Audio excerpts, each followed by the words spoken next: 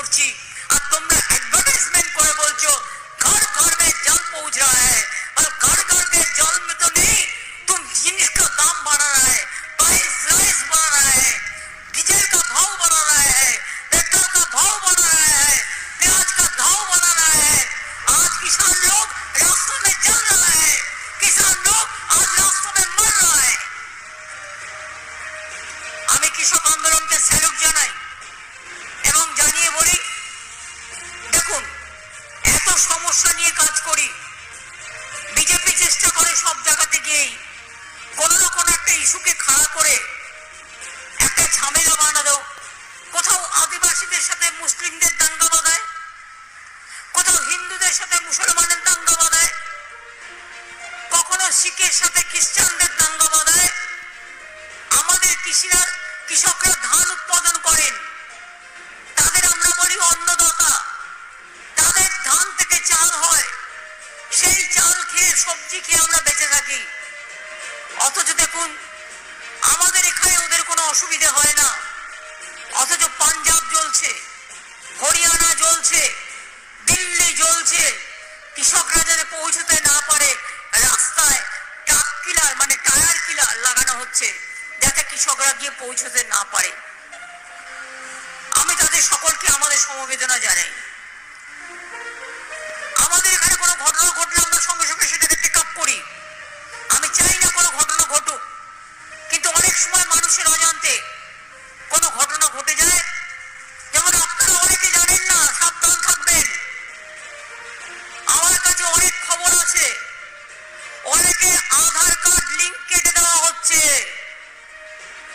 জামালপুরে 50 জনের কাটা হয়েছে, জামালপুরটা বর্ধমানে, বীরভূমেও কাটা হচ্ছে, উত্তর 24 পরগনাও কাটা হচ্ছে, দক্ষিণ 24 পরগনাও কাটা হচ্ছে, নর্থ বেঙ্গলেও কাটা হচ্ছে। প্রথমে বলবে আধার না হলে তুমি চোখে দেখবে আধার, তোমার ব্যাংক অ্যাকাউন্ট হবে না, তুমি কোনো সুযোগ পাবে না। কোন অধিকারে তুমি কাউকে না জিজ্ঞেস করে তার আধার কার্ড কেটে নিচ্ছ? লজ্জা করে না? ইলেকশনের আগে তারা যাতে ব্যাংকের লোন না পায়, ব্যাংকের মাধ্যমে টাকা না পায়, ফ্রি রেশন না পায়, লক্ষ্মীর ভান্ডার না পায়, তার জন্য তোমাদের চক্রান্ত। আমি পরিষ্কার বলে যাচ্ছি, আমার চিফ সেক্রেটারি সহ অন্যান্যরা এখানে আছেন, আধার কার্ড নো আধার কার্ড আমাদের কোনো স্কিম বন্ধ হবে না। আমরা আমাদের কার্ডের মাধ্যমে আমরা স্টেট গভর্নমেন্ট চালিয়ে যাব।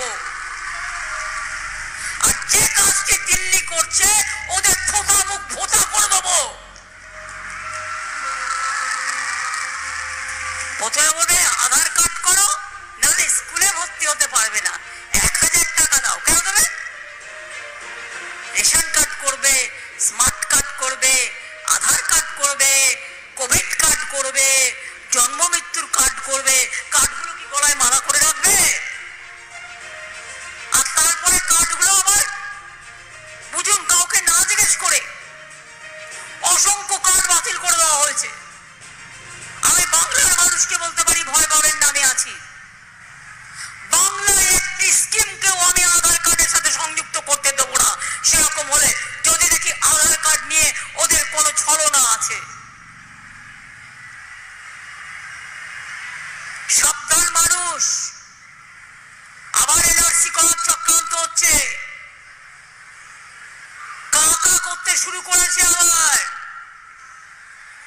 বসন্ত মাসে কোকিল ডাকে কুহু কুহু, এখন কোকিলকেও ডাকতে দেওয়া হচ্ছে না।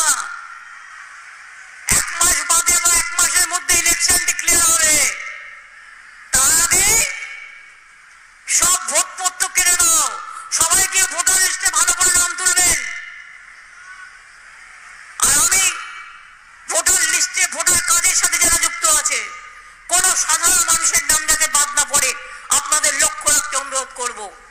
আমি ব্লকে ব্লকে পঞ্চায়েতে যারা আছেন, গ্রাম সভায় যারা আছেন, জেলা পরিষদে যারা আছেন, বুথে যারা আছেন, সিভিক ভলেন্টিয়ার্স আছেন, গ্রিন পুলিশ আছেন, আশার মেয়েরা আছেন, আইসিডিএস এর মেয়েরা আছেন,